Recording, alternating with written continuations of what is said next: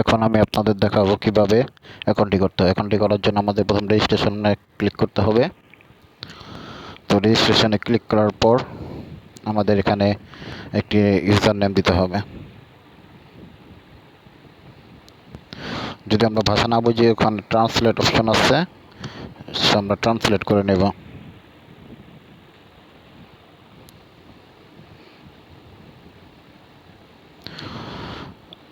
তারপর নাম দেওয়ার পরে আমাদের একটা যে জিমেল আমরা ইউজ করি, যে কোনো একটা জিমেল সেটা ব্যাপার দিতে হবে। তারপর একটা পাসওয়ার্ড দিতে হবে, 6 সংখ্যার নাম এবং নাম্বার মিলিয়ে পাসওয়ার্ডটি দিতে হবে।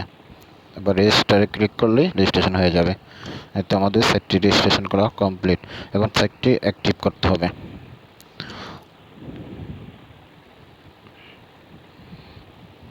এর জন্য আমাদের যেতে হবে সেটিংস অপশনে গিয়ে যে ইমেলটি আমরা কনফার্ম করব, কনফার্মে ক্লিক করব।